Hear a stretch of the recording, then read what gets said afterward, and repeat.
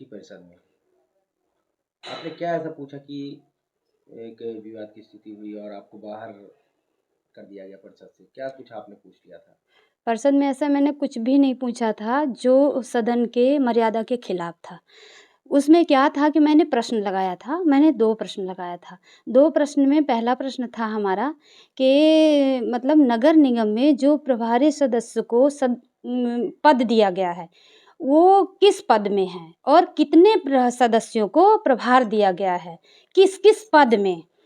तो उन्होंने हमें जवाब में गोल-मोल जवाब दिया, यानी कि कुछ भी जवाब नहीं दिया। सिर्फ़ क्या लिया, एक व्यक्ति के लिस्ट, उसमें 21 लोग थे नगर निगम के, जिसमें नाम लिखा हुआ था और पद नाम क्या था, भृत्य, चौकीदार, अनियमित और एक स्व-सर्वेक्षण। और हम क्या माँगे थे, मतलब हमको तीसरा पद भी बताना चाहिए कि ये व्यक्ति किस पद में है। मैंने माँग किया था कि आरआई, आरओ, पीआरओ जो भी नगर निगम में स्वास्थ्य अधिकारी ये सब पद हैं, बताया जाए, हमें बताया। मैं यही सवाल पूछने के लिए मैं वहाँ, भाई आपने जवाब दिया और मैं संतुष्ट नहीं हूँ तो मैं पूछूंगी ही कि आपने आधा जवाब क्यों दिया। तो यही बात को लेके शायद उनको नागवार गुजरा, क्योंकि कहीं ना कहीं नगर निगम में सबसे ज़्यादा रीवा नगर निगम भ्रष्ट है। और ये आज का साबित हो गया कि नगर निगम में वास्तव में भ्रष्टाचार हो रहा, करोड़ों अरबों का भ्रष्टाचार हो रहा। क्योंकि उसमें 21 व्यक्ति थे, जो उसमें 10 भृत्य थे, उसमें एक चौकीदार था और 5-6 अनियमित थे और बाकी स्वच्छ पर्यवेक्षक थे। मतलब, और सबसे बड़ी बात आप मान लीजिए नगर निगम में, मतलब हम लोग जानते हैं कि सरकारी हमारे माता पिता ख़त्म होते हैं तो जब नौकरी मिलती है तो अगर 4th ग्रेड का रहता है तो नौकरी या फोर्थ या उससे नीचे, है ना। पर यहाँ नगर निगम में वो 4th से ऊपर, यानी कि सबसे फर्स्ट ग्रेड का कर्मचारी का पद दिया जा रहा है। फिर सवाल में वेंकटेश अध्यक्ष महोदय जी खुनक गए।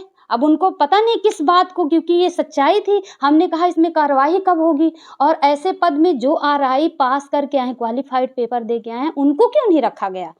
तो इतने में ही हमें सदन से महिलाओं के द्वारा धक्का मुक्का, ये एक बार नहीं, मेरे से 3 बार मैं जनता की बात को सदन में लाती हूँ। और ये जनता का अधिकार है कि वोट देता है, टैक्स देता है, हर चीज़ नगर निगम को देता है, अपनी जो भी सुविधाएं वो नगर निगम को प्रदान करता है, तो नगर निगम उनको सुविधा क्यों नहीं देती है। तो उनको जानने का जनता को अधिकार है, और इस अधिकार को सिर्फ मैं एक निर्दलीय पार्षद होने के नाते मैं बोलती हूँ, क्योंकि मैं किसी पार्टी से नहीं हूँ। तो वहाँ इन लोगों को नागवार गुजरता है, क्योंकि मैं जनता की आवाज़ बन के बोलती हूँ और जनता को बताती हूँ, तो उनको नागवार गुजरता है। इसलिए मुझे सदन से महिलाओं से धक्का दिलवा के, सोचिए धक्का दिलवा के, ऐसे पिछली ममता गुप्ता महापौर थी तो ऐसे उनके कार्यकाल में बहुत ही ज़्यादा हुआ था। अभी तो इस बार मैंने ही, बहुत सियानी थी, उनको कैंसर था, इसलिए मैंने वो नहीं किया, नहीं तो बहुत छीना झपटी होती।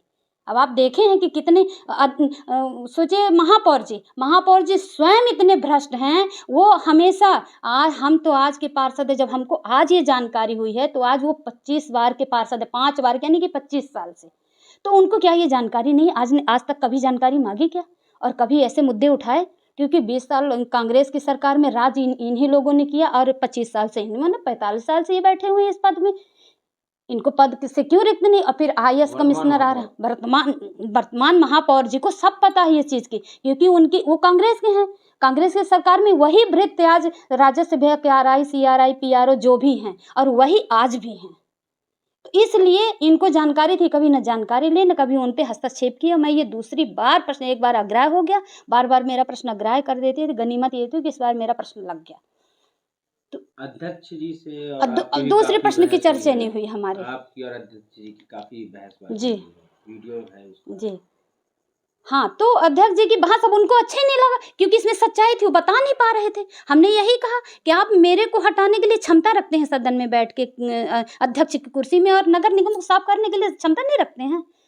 यानी कि वो सुन नहीं, मेरी सच्चाई को उनको सुनना ही नहीं था, क्योंकि कहीं न कहीं अध्यक्ष महोदय जी भ्रष्ट हैं, और महापौर अध्यक्ष दोनों सखा हैं, तो इनकी दोनों की पट्टी है, दोनों भ्रष्ट। देखिए सदन में 21 मुद्दे में चर्चा हुई, मतलब मेरे किसी एजेंडे में आप घंटा 2 घंटा, 1 घंटे, हर व्यक्ति का भी पिछले वर्ष 2 व्यक्ति को सस्पेंड किए थे सदन से, तो 1 घंटे उस 2 मुद्दे में, मतलब 2 उसमें क्या बोलते हैं, एजेंडे में, और तीसरे एजेंडे में बात होने के लिए बुला ये लिया गया। मुझे पूरे एजेंडे में ये वो कर दिए। ये बहुत निंदनीय है। मैं आपसे आप बताऊं, शर्म की बात है एक महिला पार्षद को इस तरह जनता की आवाज़ बनने से रोक देना।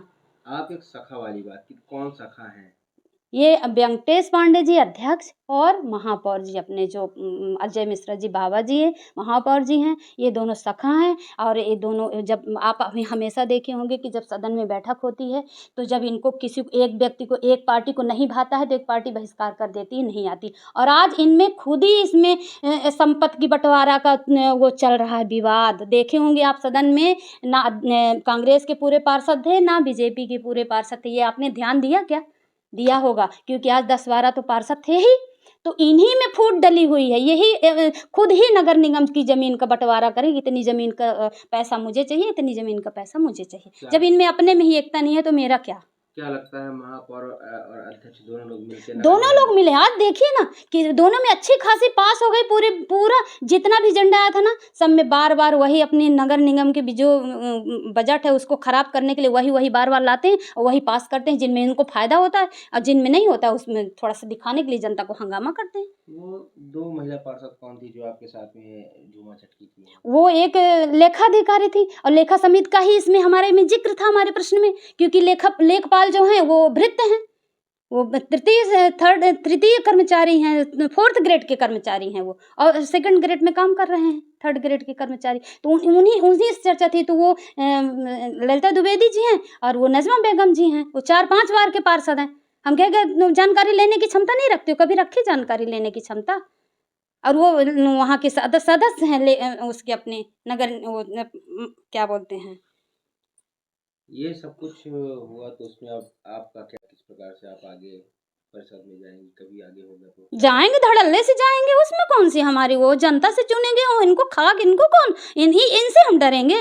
जनता से चुने गए हैं और धड़ल्ले से जाएंगे। और ऐसे अगर ये हर बार बहिष्कार करेंगे तो देखा जाएगा, बाहर बैठ के हल्ला हंगामा करेंगे। हमारा अधिकार है, हम आम आदमी बन के करेंगे।